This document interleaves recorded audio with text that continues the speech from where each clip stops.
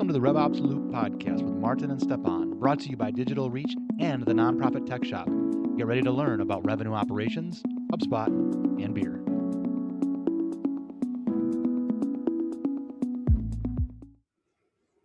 Hi folks, this is Maarten and Stjepan. We are at RevOps Loop episode 22. Today we'll be talking about marketing attribution in 2026.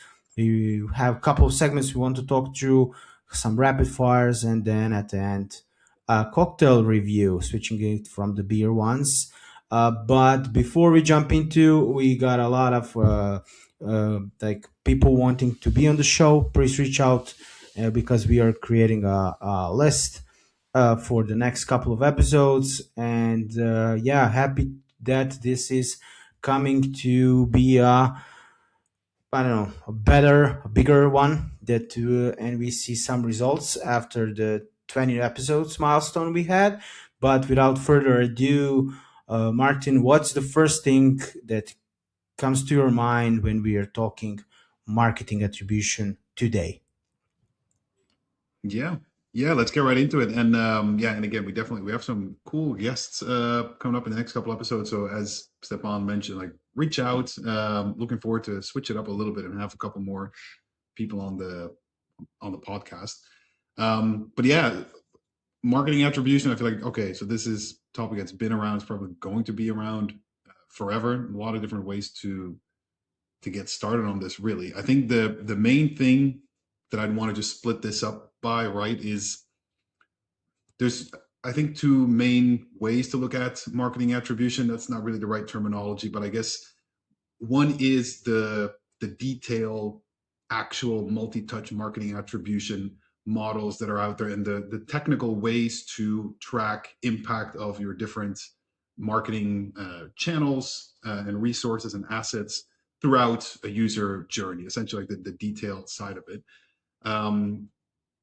Another way to look at it, and this is, I guess, a bit more common across larger enterprise organizations, is this full-on marketing mix modeling, right? Which is less individual marketing attribution and looking at which ad led to which step, but looking at it more holistically, right? With somewhat more complicated marketing models that help you spot trends of where and how you shift budgets and how this impacts overall revenue. And the idea being that it looks at it at a bigger scale and includes also the less measurable parts of marketing, right?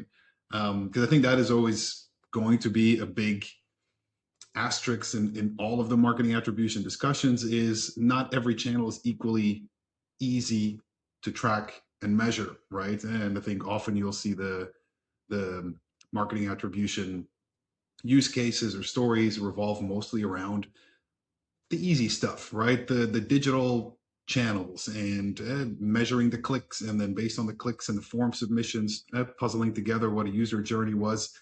That's all great, but then when offline channels come into the mix, you have out-of-home billboards, posters, you have TV ads, you have word of mouth, you have perhaps field marketing, door to door, whatever it may be. Putting that all together, that's where I guess you could call the traditional marketing attribution setups often miss things, and where people rely more on larger marketing mix modeling, right?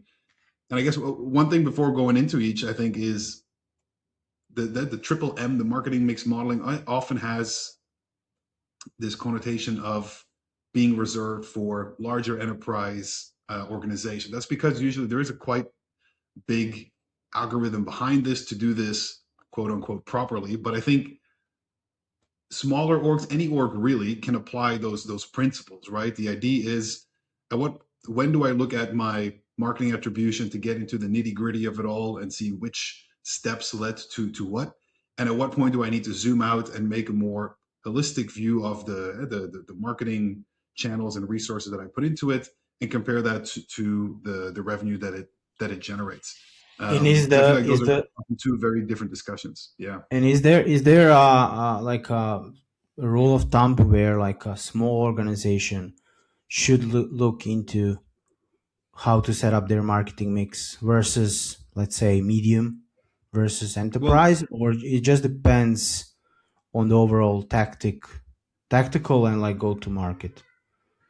yeah, I guess so. Yeah, at what point should you look more at sort of this data modeling versus the actual individual marketing attribution? I guess I would say the short answer is you'll want to do both at different times. I think, especially if you have offline channels and less directly measurable channels, you'll want to rely more heavily on sort of larger data modeling, right, and spotting trends, et cetera. But even if that's not the case, even if you're fully digital, everything is tracked, you're still gonna be missing gaps if you're only focused on and really the black on white numbers that you can measure. So I would always advise, hey, when you're approaching marketing attribution, to do both, right? Is, hey, at some point we want to dig deep and go through our different ad groups and our different channels and see which timing, which keywords, which visuals led to which steps and what their conversion rate percentages are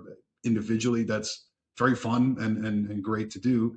And then sometimes zooming out entirely and just looking at, okay, how much did we put into our paid social, and then alongside that, what did we do in terms of organic social? Like what did we post out, and then what general trends are we then seeing in revenue across that same time? Like making more of those trend analysis as well is going to be important. As tempting as it is, I think, to try and get everything to the figured out in detail and doing essentially this marketing attribution at the very detailed level, that zooming out, that data modeling approach, I think is relevant for everybody, essentially, regardless Okay. of the marketing mix that you have live. Yeah. Yeah, so what I'm hearing is basically like just like audit your business from a standpoint like what are you doing, what your products or services are doing. So is it like more on the offline side, is it more on the digital side, but then also adjusting so it's not one, it can be both, it Yeah. should be both. And you're like uh you should audit what you're doing in like some time frame, rather to Yeah. like, okay, we're fully digital, we're just setting this, we are not doing anything else, because Yeah. you're maybe And I leaving think revenue on the table or something. Yeah. yeah. And I think in terms of like, if you start from, I'd say the best lessons that come out of marketing attribution are usually if the flow is more along the lines of, hey, we're seeing this general trend. Let's dig into the attribution to figure out exactly how and what this came to be. And so, meaning, hey, we've made some significant investments in marketing over the last quarter or two, but we're not seeing this directly reflected here, or we're seeing some strange movements. Like, let's dig in and investigate this. So this is where you're essentially starting from, okay, big picture, right? What is the trend that I'm seeing? And then digging into the attribution to essentially try and justify or find the reason for whatever trend that you're spotting. I think, at least in my experience, when we start analyzing marketing channels in that direction, that flow, we usually, marketing attribution is super useful. It helps us find specific steps in the journey that we want to shift around, or things where we notice a drop off that we want to fix. The other way around, I feel, can be dangerous. What I mean by that is, if you don't start with the big picture, right, but you're essentially perhaps overly obsessed with the granular marketing attribution stats and numbers that you're seeing, this this won't always be fully complete. It might sometimes send you on the wrong path, right? Where you're looking at some numbers, and depending on the attribution model that you have in place, you might say, hey, our whatever paid search is not working. Let's cut it, right? And I think we've all heard many stories where things get cut prematurely, because we're not looking at the big picture. And I think I've seen this happen at times as well. And there's been times that we've been looped in to on projects where we're essentially brought in not to audit and to see where the marketing strategy can be adjusted, but where a client will have already drawn those conclusions, not always uh, correctly so, and then we're looped in to help adjust based on those. And then that's where we see, okay, going in. into the details and seeing exactly which channel and which steps lead to conversions and which ones don't can often just send you down the wrong path, and you're fixing a problem that's not really there, or you're only seeing part of the problem, and it essentially, um, how do you say that? It essentially kind of clouds your vision, right? And so I Yeah. think that's just one thing to be mindful of is not to start with the nitty gritty immediately, right? Getting a great multi-touch marketing attribution model in place in your CRM, wherever that is great. But make sure that it includes, again, that big picture approach. Make sure that there's a time and place for you to properly review the full resources and efforts and assets that go into marketing, and the general effects and trends that it's having on revenue, and then using that as a starting point, essentially. Yeah, like I'm visualizing what when you're talking about it, and I'm seeing like each channel is a little button, like a DJ button that you just like switch on, switch off to see what's happening. But then it's also tied to the technology and everything as a like an asset that you have, an ad, content that you produce, the timing, the relevance, and everything is the model that you're talking about. And Mhm. going to that marketing mix model, is there like like let's say a simple model that let's say you can apply in 15 days, I don't know, Um, 2 weeks, 3 weeks, just like where to start. Let's say somebody doesn't have even a model, they just have or maybe like one channel, and they like let's say paid social and just social, and maybe they have some ads like Google ads or yeah. Bing ads. Like, is there like a The- easy model to adjust and then build from that model up while you're scaling, or is it better to just like connect everything to maybe like the tool that you're using, CRM or something, and then go from there? What will be the like the first couple of steps for that marketing mix model to Yeah. start to turn on? Yeah. There are some sort of pre-made templated model for that larger marketing mix modeling setup. There are some larger ones. There are some simpler templates as well out there, but they won't always apply for everyone. I would say that the general gist of it is, what you'd want to do is, and whether that's in your CRM or a sheet or wherever you're doing this, having like a full list of your input, if you want to put it that way, like your marketing efforts, your assets. What are you pushing out? What are all the ways that you are, or essentially that your end users or your clients, whatever it may be, your prospects can and do interact with you, like having that all listed out. And then within each of those, what are the different efforts that you put in? A paid media is a pretty straightforward one, right? But then also, again, how's that?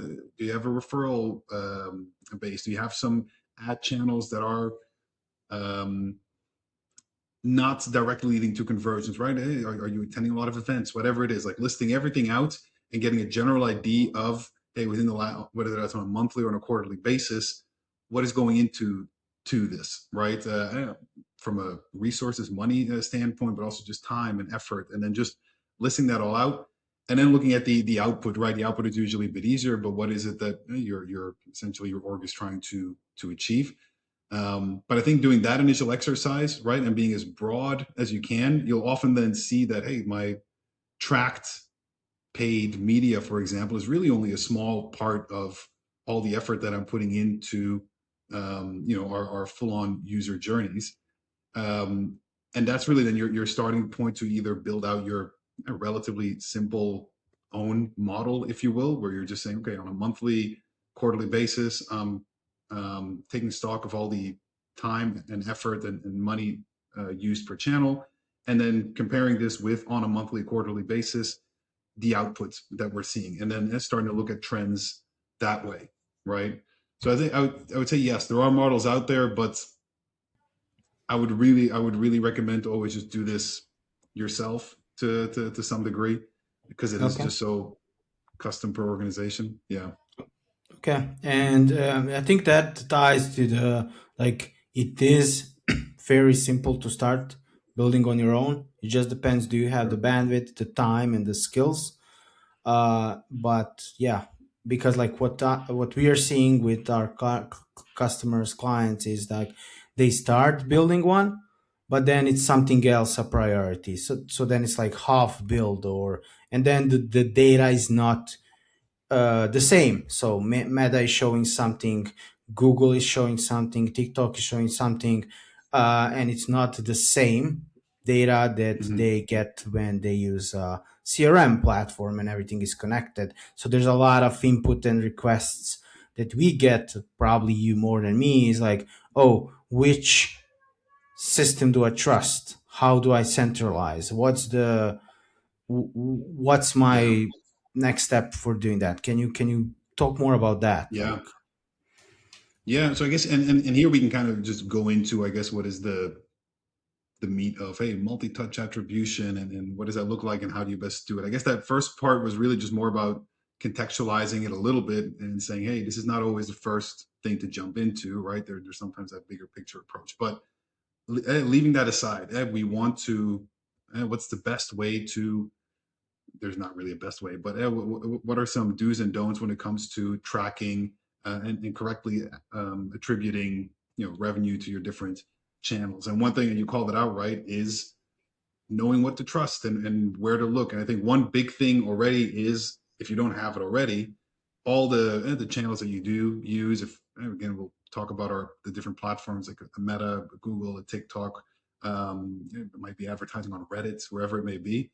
Making sure that that is all flowing into one central system is going to be important, because the attribution in those different platforms is going to overlap, in the sense that, if one user is interacting with multiple platforms, they're going to show up everywhere. And if all that campaign data is not natively flowing into one centralized um, CRM database, reporting software, whatever it may be, you're never going to get the full picture, and each of them is going to obviously inflate, not necessarily intentionally, but just they have a limited view on.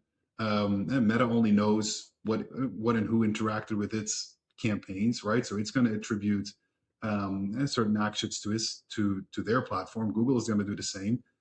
If someone shows up in both, it doesn't really tell you much. So all that to say that, yeah, centralizing all of that into one platform, like we usually do with a HubSpot, but doesn't have to be, right? And even HubSpot has its limitations there. Not everything natively feeds into HubSpot. So sometimes you will want to look into, depending on the channels that you're using, and it's sort of like a third party a data system that you can use, that can pull in all of this campaign data and essentially have the attribution be calculated and done there, not in the individual platforms who will overclaim, I guess, at times, right, the role they play in your channel mix.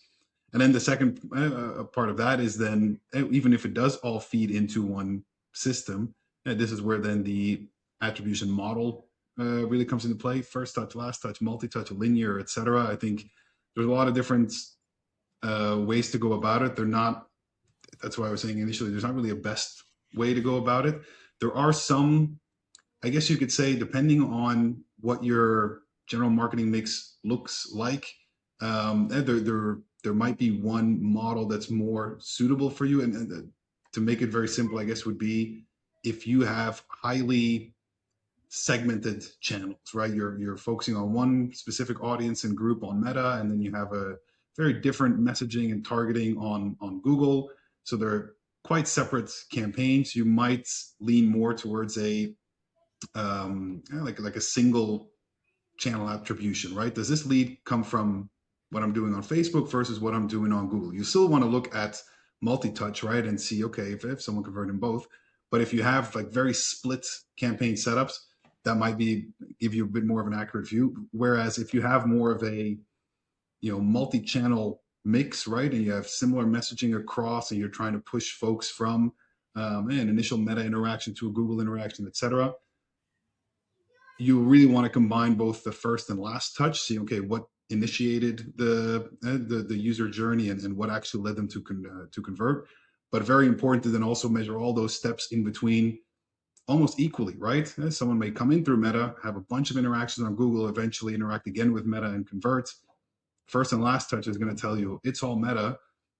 Multi-touch is going to tell you, well, actually, Google had a big part to play. They had 3-4 interactions before they actually converted. So, yeah, using all models out there is important, and kind of comparing them constantly, right? Hey, if I look at this first touch versus last touch, that's really where a lot of these trends and stories can be identified. So important not to just stick to one and figure out this is the best one that works for us. You can have one that you perhaps prefer and lean into more, but I would always say, like, don't just stick to one attribution model and apply that. Like, always make sure you're shifting it around and essentially looking at it from different angles, right? So, and you said something like, we'll talk more about the do's and don'ts. So what I'm hearing is that the first don't just use one model, combine them. Yeah. So the do will be combined couple of models, see what's best for you in long term. What are some other, let's say you need to add 2 do's, 2 don'ts. Where would you start? Do's, 2 don'ts. Okay, so do's would be, like we said, multiple attribution models and centralizing all of your data. So making it all feed into one, again, reporting software, CRM, whatever it may be. But that's where then your attributions are calculated, not relying on the individual systems. The don'ts, I guess it would be too opposite or too easy to just say the opposites of the do's. But in terms of actual don'ts, I will say, though, the singular attribution model, I know that's literally the opposite of the do. It's a bit cheap, but it is an important one just because we see it quite often, right? Where people have, quote unquote, figured out the best attribution model, and that's what they stick to. But then again, it gives you a bit of tunnel vision, right? So I definitely would want to avoid that. And then I guess the second don't, we kind of touched on it earlier, right? Is, especially if you only have one model,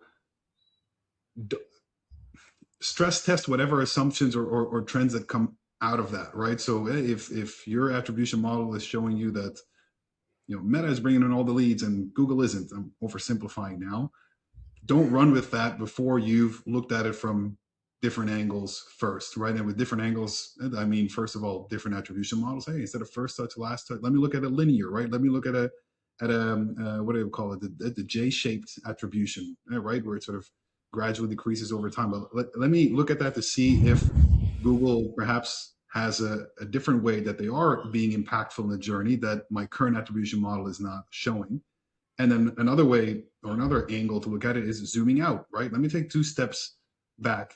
Hey, Meta's actually been running for a year. We've launched Google in the last quarter. Along that same time, we're actually seeing an upwards trend in revenue. Again, I'm simplifying it all just for the sake of the example, but that would give me pause to say, hey, my initial assumption of Meta is performing and Google isn't, is kind of being contradicted by this bigger picture numbers, right? So that would definitely be a do/don't, however you want to look at it, and make sure you don't just follow the first clue that may come out of your attribution. And I'm not like a skilled marketer, but I'm thinking like what you just said is like, don't just conclude, like have a wording because Meta is doing something and Google isn't, because like what I'm thinking is like, now with we can call it the where people are not clicking, they're getting AI summaries and everything. Like, let's say you have a Google display ads. So maybe that display ad that they saw is they started Googling something and they didn't click on it, but they Googled something and then they got to your page because you optimized better and you know what you need to serve them at which time, like, and then you're using maybe like some kind of SEO tools and stuff to get them to go to your web or whatever. So yeah, it's maybe just like you said, stress test. Like, what if we just turn off all our display ads for a month?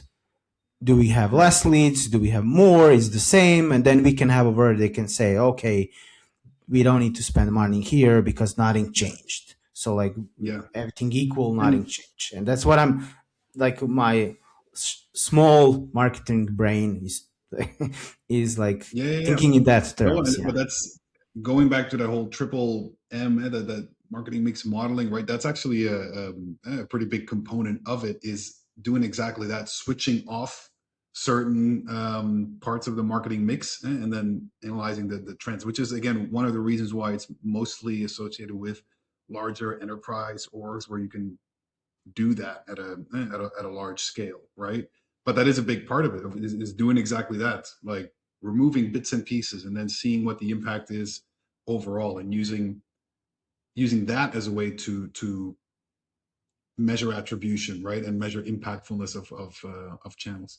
One thing you touched on, though, and I think that's a definitely a good third, I guess we're at sort of like our third angle of this all, is the whole black AI being somewhat of a black box, right? So we discussed that earlier as well. Not all channels are as easy to measure, and I think the new big one, or the new kid on the block, I don't know if that's the right expression, right, is the whole AI, like folks coming in through AI referrals, because like you said, as opposed to SEO, there's a lot less direct engagement happening within your infrastructure, right? Like within your website. Folks are going to a ChatGPT, a Claude, and you want to make sure you show up there, right? Your services, whatever your organization is doing, is showing up there. But it's a lot more difficult to measure, and as a result, more difficult to optimize as well, right? And so that's one that comes in, I think, with a lot of our marketing clients at the moment. That's one of the big focus points, is not just trying to measure what the impact of AI and AI referrals is. That's a challenge in of itself, but then also optimizing towards it with the, at times, limited information that you really have, right? So you'll have some, there's tools out there that you can use to essentially analyze, where you are showing up for which types of prompts versus competitors, et cetera. And I think that's generally great, but it's still a lot less known than the whole SEO industry, if you will, right? Where there's been years, or if not decades at this point, of do's and don'ts of content SEO versus technical SEO, and the exact tips and tricks, and how you create pillar pages to make sure that your content is your pages are ranked a certain way, et cetera. Like there's a whole science behind it, if you will, which I think on the AI side is still somewhat developing, right? So Yeah, it's I agree. I think it's yeah, like, especially like Google also is like, they are changing something because the way the AI functions. So then there's like a couple new oh, totally, models. yeah, So they're changing it again, and like nobody is 100% certain what to do, because like SEO has been, it's not a new kid on the block. It's a old guy, old lady on the block, whatever you call it. So like AI is, and like I think like whatever you do, yeah, I think testing and optimizing, but don't forget the SEO and everything that you've been doing before, because that, I don't think that's going away. It just, the AI will enhance it. And because it, like AI is looking at your content, it's looking what you're solving, it's looking at like what questions are you answering via your content, who is like reviews, everything has is looked, and then it's like how it ties to solving a real problem. So I don't think that's yeah, going away. It's more of like how, what, like which prompts do we want to choose, and then people are going to Reddit, like marketers, and they're like trying to get a pain points and tone and whatever of their audience. Like I didn't like my CRM because it charged me for a seat that I don't think I need to pay. So then you can optimize the content for that, and why it's important that you have seats and permissions, and I don't know. mhm, But that's like long story short. But I prepared a couple of questions for you for the attribution part and the AI part, to put you on a spot. So if you're okay, I have two or three. First one is, uh, let's see which one I wanted to ask for. Okay, is there an attribution question that you have stopped answering for clients in 2026? Meaning, uh, let's say there were a report that you have stopped building because nobody ever acted on that report. Yes, no, and maybe if you can share which one, if there's one.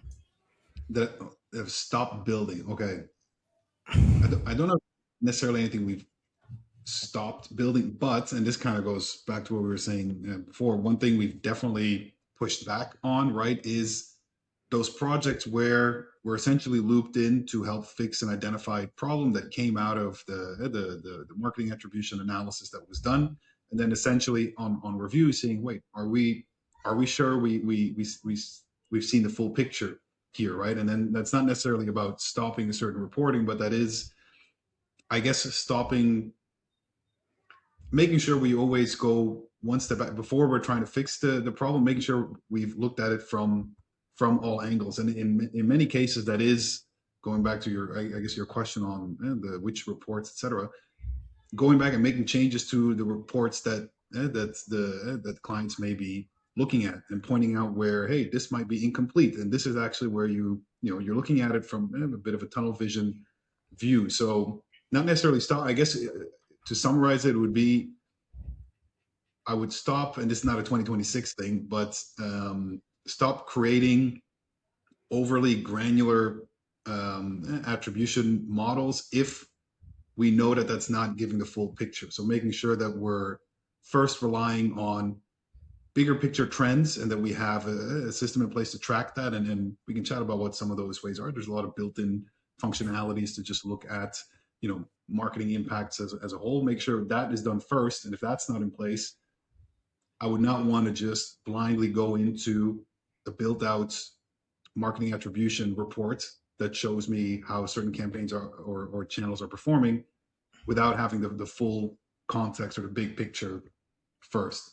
If Okay. that answers your question. Okay. Kind of. Yeah. That I think that's answers. Next one. What do you tell a Okay. founder who says, "Just tell me which channel to double down"? A founder who says which channel to, oh, okay. I mean, first of all, I would say, like, that's like my favorite client, because I think that's it might be a little overly direct, right? But I do think it's the right approach, in the sense that the opposite is sometimes more frustrating to work with, right? Where it's, if someone has identified or has probably gone down a rabbit hole of marketing attribution and jumped to the wrong conclusions, or I say wrong, like there's not always a wrong and right, but perhaps incomplete conclusion. You feel like, oh, there's more context here, and we're kind of fixing a problem which maybe we shouldn't, versus someone who says, all right, just stepping back, right? These are all the channels that we currently have, and like essentially review this and tell us where we're best suited to put our efforts. I think that is a good approach, at least from I guess from our perspective.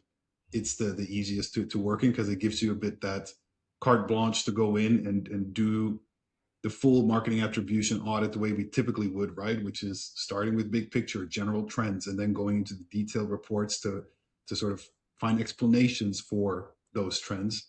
So yeah, I would generally say that's great, and I wish more requests were like that. But Okay. only good stuff. Yeah, so I had those two, and I think we touched based on the one that I prepared for AI. Basically, is optimizing AI referrals worth doing today, or is just Yeah, like yes. I mean, 2026 theater? But like, no, it definitely is. And I would say on that is, even though, again, with all the limitations of like, not always being able to track it accurately, it is obviously, if you just look at the big picture numbers, I don't have them top of mind right now, but what is the percentage of folks AIing something versus Googling something? Now, like, it's insane, right? So that is obviously where the shift is, and that's where you need to be and show up. And even though it's not, again, like we said, as an established science as perhaps SEO is slash was, there are some immediate things that you can do, right, in terms of how you write and how you structure your pages to make them more AI friendly, right? And then the main thing there is the irony, right, is kind of writing more like AI, right? Writing more in a way that is prompt based, if you will, right? Having sections of your pages that answer specific questions, right? So it's not necessarily just grouping your content together based on topics. That's again like a big pillar of SEO, and obviously to some degree still with AI optimization as well. But having those specific, almost directly quotable segments that can be used as direct responses to questions, like that style of writing, that's been shown to help. And I know that's something that we focus on quite a lot when we're doing any kind of AI optimization work. So definitely not wasted effort. And as the tracking improves, and we're only going to be able to see more of it, but that is something we can already point to and say, hey, that helps right now. If you go into your pages and rewrite them in sort of an AI format, that helps. So yeah. Okay. And I quickly Googled just to see my last thing before we jump into our rapid fire section. It's like GPT ads. So like there's like 800 million users, active users on GPT, and out of that, only 50 million are have a subscription that doesn't include ads. So what do you think Mhm. about like GPT, ChatGTP pushing for ads, and what's your like overall like thinking there? Like, will companies start using that also? Because I think it can serve a lot of audience. But what do you think? I think they will, honestly, I haven't thought about this enough, but I guess I'm kind of in between on the one hand seems inevitable, right? Where, hey, this is where the people are, and where the people are, ads are going to be. So kind of makes sense. It was similar with, with search, right? Where all of a sudden that became very pay to play, if you will. And so AI will be somewhat of the same. Now, I think, I don't know, but just because AI, if I'm looking at it from end user perspective, is used in a much more personal way, right? I think we both use Claude and GPT. My Claude is probably going to answer different than yours because it has all my background and context, et cetera. And again, similar things with SEO, right? Based on search history, et cetera. But I guess I'm just wondering, because of that level of personalization, if people would be a bit more adverse to having ads in that Yeah. landscape, if you will. So again, I haven't really thought this fully through. It does seem inevitable, and it's something that will, that I think as marketers you'll have to consider. I just wonder if there will be perhaps a bit more pushback on this, if that's even at all possible. Um, yeah, just because again, it is not, and the main difference is that with AI, it's not just surfacing information the same way search did it's actually conceptualizing, right, and putting IDs together. And I feel like it's just morally a bit more of a gray area to have ads involved in that, and a pay to play setup involved in that. So I don't know, but that might just be, you know, I I thinking of it I too much had from like a from a and performance I asked perspective. that because like over the weekend I was like searching kids compass like for hiking and Mm, stuff, and I was like, it would be way better if I just type kids compass like age whatever with like, and then just give me a like a buy now button on Amazon that I can just click and buy, rather to give me a summary. And there's like sometimes it goes overboard with like a lot of models and everything, and I don't want to read all of this. Probably it will be just like an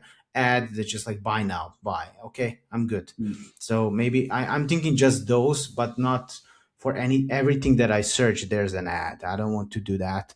But yeah, I think we covered a lot. And is there anything else before we go to the rapid fire? And I think you can open that one. Yeah, no, I was gonna say, I think on the whole ethical AI and ads usage, I think we can have a whole separate episode on that as well. It's a whole rabbit hole to go down. But um, no, I guess just tying it back to marketing attribution to kind of close it up. I did want to close out with just a couple of quick hits, features, tools, things that we generally like to use in our day to day when it comes to marketing attribution. Um, the first ones being primarily, HubSpot focused. We work primarily out of HubSpot, right? But the two main things there is HubSpot multi-touch attribution tool, it's in there, it's built in, right? When we're talking about comparing different attribution models to each other, right? Having a tool, in this case, like HubSpot, where that's built in and you can just click through and just reshape your entire dashboard to look at what does this look like if I'm basing this off a first click, last click, J-shape, linear, whatever it is, and click through those. Again, having all of your campaign data going into a central platform is key. And then having a feature like that where you don't have to build these things, these different attribution models out, but it's built in. That's definitely a I don't And know if you go as far that's as saying must have, but that close to it. that I think is like, is that an enterprise tier for a marketing multi-touch attribution? Good question. I don't know top of mind. But and What that I'm asking because recently the data hub, that's like probably not under enterprise level cost. Like you can pull different data using the data hub tool and do the calculations and everything, and maybe explore that to build your model if it's not something that like if you like and I'm thinking because I think marketing is a cost center to every like owner. Like if something is not working, we're not getting leads, we are cutting it, something that we are like paying for ads, whatever. So I think maybe exploring a data model with data hub, getting the data, building reports, maybe some data sets and stuff, and then if you need, you can go up to the multi-touch revenue attribution because it's very powerful. Like if you cannot afford it now, probably sometime you want to, because it gives you a lot of insights. And what else? Like I know we had a couple of clients recently with a lot of like uh, inbound and outbound calls and stuff. So I know you have one tool that you really like to use for that. Oh yeah, I guess okay. Talking about calls, right? I'm a big fan of call rail. The call rail, the tool, but also just the concept of it, right? And this goes back to the whole what can you track versus what can't you track. In digital media and clicks, that's all easy to track. But in the real world, there's other ways that and other touch points. And one big touch point for a lot of orgs is calls, right? You want to advertise your number, you want to put it on a billboard, call in, etc. And so for those who are not familiar with call rail, the general concept of it is you create different numbers within the platform. They all redirect to your main number, so you just have your one line if that's what you have, where people call in on. But based on the number they're dialing, you know exactly where they're calling in from, right? And so you can have different numbers showing on your on your billboards and on your Facebook ads, etc. Now that part you can essentially do manually as well, right? You can create a couple of numbers and then have different numbers set everywhere. But where CallRail goes a step further is, for example, on your website, there's different mentions of your phone number. You want that number to look different depending on where someone came in from, right? So if someone clicked through, the UDM shows it came from Meta. All the numbers on your page will now be swapped out with the number that indicates they would call in from Meta, right? So this is where it's a pretty cool dynamic setup. We use it pretty much all the time when we have any kind of clients where there's a significant calling component or a calling call to action in their campaigns. So yeah, definitely one I'd recommend there. And I guess just to close it off, two quick ones. So one is we mentioned on the AI piece, right? There are tools out there, Utterly, Profound, Peak, Athena. Like there are tools there that help you analyze and look into your general AI performance. Compare that to competitors. HubSpot actually has a built-in a dashboard there as well. So again, even though it's not as of an exact science as SEO is, there is already a lot you can report on. So I would definitely make use of that.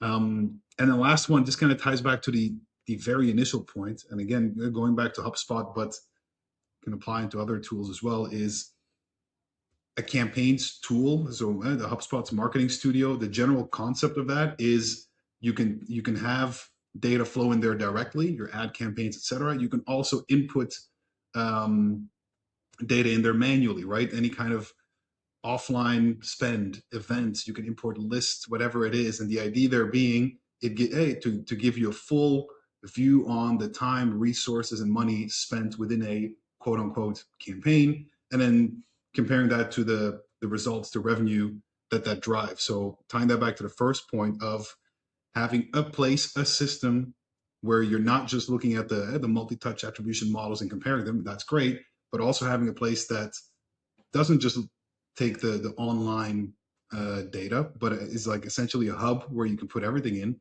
Using something like a marketing HubSpot Marketing Studio is definitely a useful tool there. So I think those are the main ones. And I think we talked about a lot of angles of marketing attribution. So unless you have anything else, Stjepan, I would say let's jump to our cocktail review. It's our beer review, but it's now a cocktail review. Yeah. You My kick us off? cocktail for this episode will be whiskey sour. So there's recently like a new bar in my hometown that opened, and I always loved it, but I forgot it existed, and I ordered it, and now I'm like just like enjoying it. And there's a couple of ways to do it. I do prefer it with a fresh lemon juice and a good bourbon, like a spicy one. And yeah, that's it. But like whiskey sour, very easy to make at home also, but it's very good. What about you? I've never tried to make it at home, but I have ordered it. So on mine, I put the Cosmopolitan, which it's a funny one. I've ordered it for years. It's one of my favorites. I never knew it was actually called the Cosmopolitan, so I'd always just order, oh, it's the cranberry vodka lime, etc. And then at one point, one friend pointed out that it's a Cosmopolitan. I was like, no, no, no, that's because I think that's isn't that the main cocktail on Sex and the City? So I kind of associated that. I'm not drinking Cosmos, but apparently I am. So that's become a bit of a running joke now, also within a friend group here. That's now we're proudly ordering Cosmopolitans, which we had been for years. We just never knew that's what it was called, but it is delicious. So I've gone from a in the closet Cosmopolitan drinker to now a very out Cosmopolitan drinker, and I order it with pride. Love it. Love it. There you go. Cool. All right. I think we can close the loop on this one. I think as we mentioned in the beginning, a couple cool episodes coming up. We're gonna have a couple guests on in the next few episodes, so that's gonna be fun. If you have a specific question, topic, angle that you want to jump in and discuss with us, please do reach out. Find us on LinkedIn. We'd be more than happy to have you on. Stjepan, any closing words? That's it. That's the pod. Awesome. All right, everybody. Talk to you all that next week. See ya.